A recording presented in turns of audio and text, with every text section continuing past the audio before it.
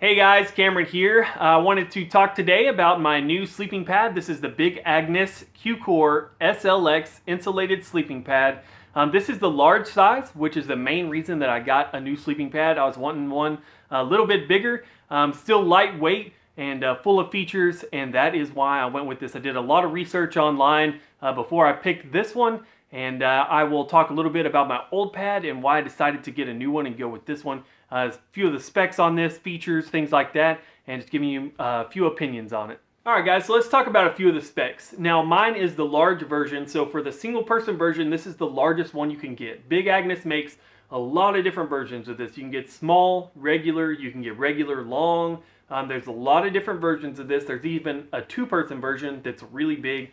But this is the largest single-person version, and the reason I went with this is I wanted a pad that was comfortable enough and large enough to keep me happy all the time while I'm sleeping, but it's still lightweight enough to take backpacking.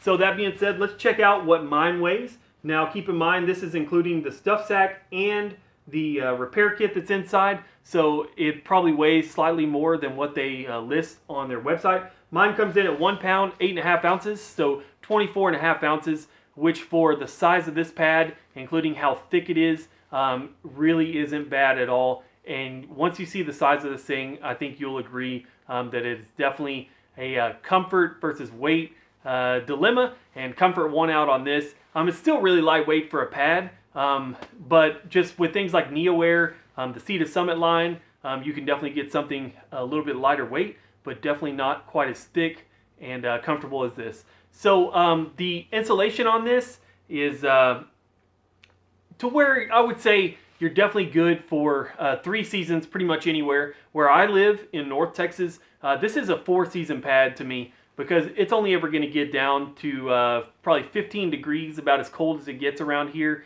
And most of the time it stays in the 30s for the low, or 40s even during wintertime. So it really doesn't get that cold. So this is a year-round pad for me.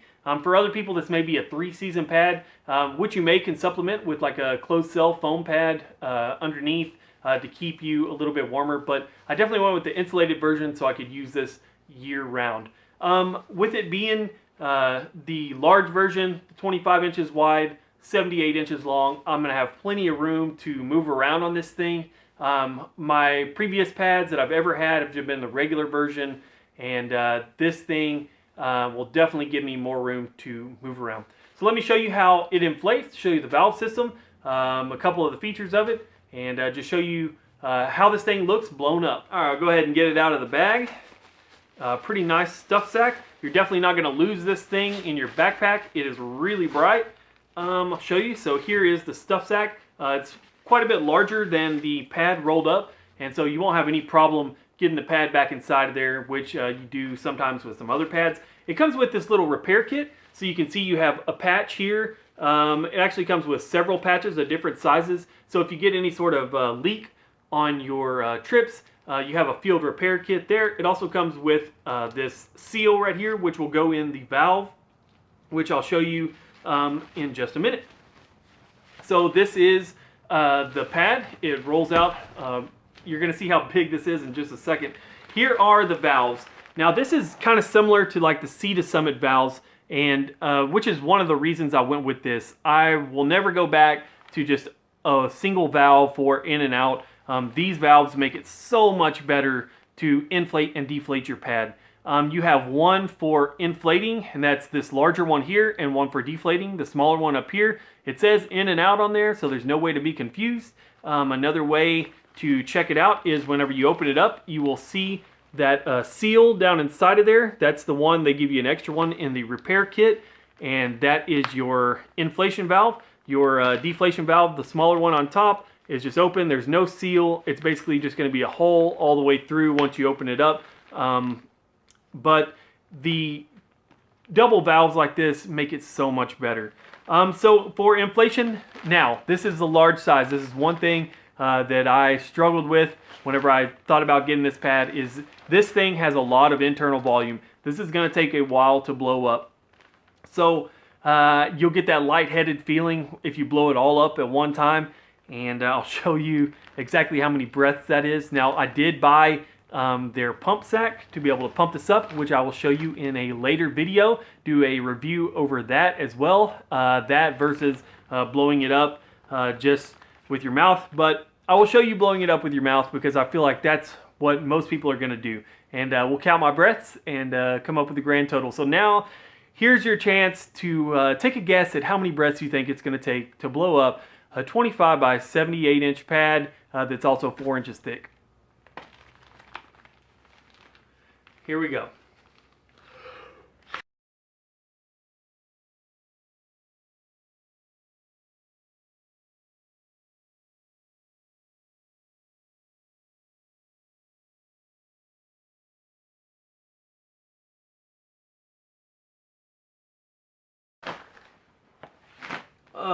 Wow.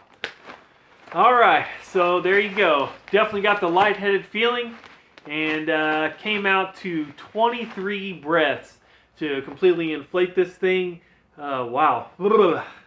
Lightheaded for sure. So that's definitely why I went with the pump sack to inflate this thing to keep from getting the lightheaded feeling. So now if you're wanting to not get that lightheaded feeling, you can definitely take this in stages, blow it up a few breaths at a time.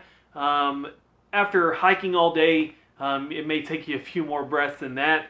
But 23 breaths, that's quite a bit to inflate this pad. But you can see from the size of this thing, that's why it takes so many breaths. So here is the 4 inches thick, how thick that thing is, really big, and how big it is. Let me grab my other pad and I'll show you a size comparison of this compared to my old pad. Now this is a nice pad and I do still like this pad. I've had it for a couple years and really like it. It's just a little bit small for me. My body size, I'm right there on the verge of needing a medium, or I'm sorry, a regular size or the large pads.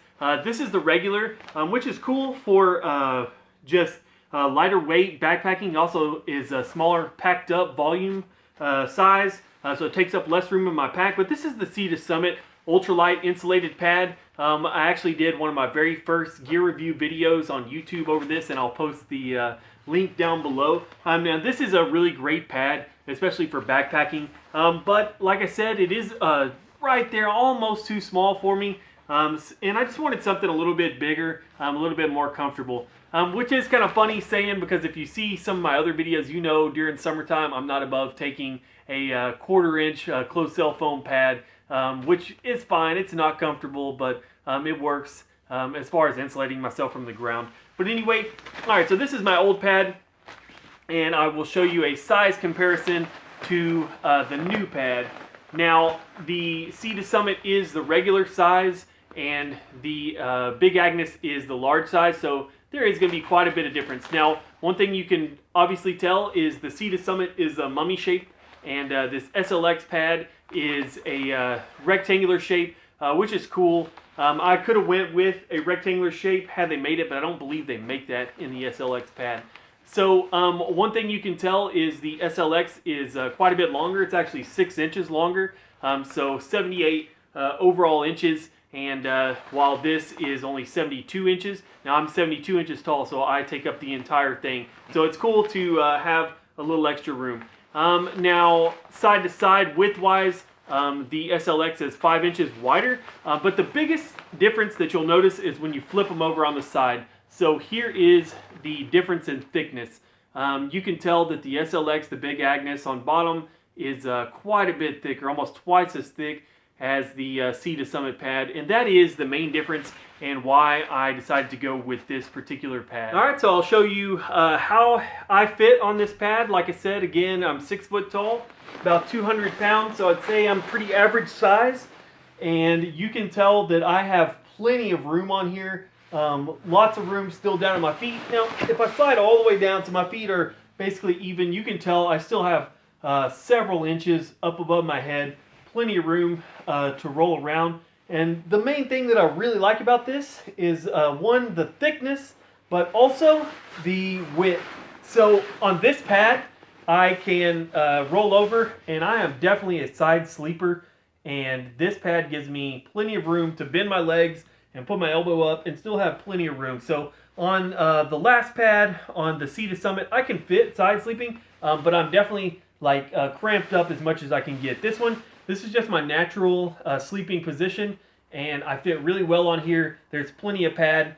And one thing I like is these outer baffles, so the one here and then the one that runs down the backside are a little bit bigger. So what they do is help keep you contained onto the pad, and they won't like crush down and let you fall off the side of the pad. So I really like that. And you can definitely tell how thick it is. I'm nowhere near touching my hip bone or my shoulder to the ground, which is a big complaint of any side sleeper. You know, if you've tried sleeping on a camping pad, a lot of times just your pressure points will push all the way down there. And I tend to get really bad hip pain and shoulder pain whenever I am camping and don't really sleep that well no matter what I've tried. I am very confident that this pad will somewhat eliminate that. I definitely won't be getting the pressure points from the ground. It may still just be a little different than my normal mattress at home, but it definitely feels way more comfortable than any other pad I've ever laid on. All right, let's talk about the price of this pad. Now, obviously for the larger version, it's going to cost a little more. So mine was $220. That is from REI.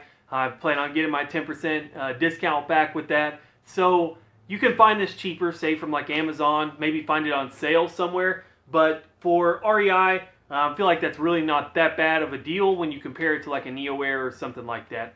If you went with just your standard size 6 foot long by 20 inch wide pad, it's about $160, which I feel like is right on par. So this pad isn't like extremely expensive when you compare it to other pads, but it will be a pretty good investment if you've never had a pad before, or if this is just like your initial getting into backpacking. A sleeping pad is not something that you want to skimp on.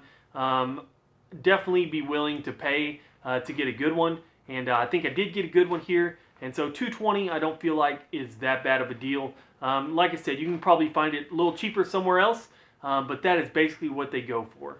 All right, now let's talk about deflating the pad. Now it's really simple. We're just coming back up here to the same set of valves where we inflated the pad. And if you'll remember from earlier, the in valve is the larger one on bottom, and the out valve is the smaller one on top. And it does say out on there, so there will be no confusion. And definitely after the first couple times you use it, you'll definitely have it down. But it's really simple. So you can open this in valve all you want, the inflation valve, and nothing's going to happen because of this seal that I showed you in there earlier. Now, if you go to the out valve and you're ready to deflate, it's just really simple. You just give this a little pull, and it just starts deflating.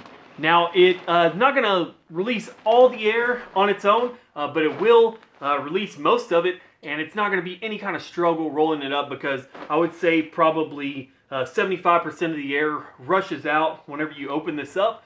And so you really don't have much air left to push out. But the valve is so big, it's basically just a hole through there. It's real easy to let the air out.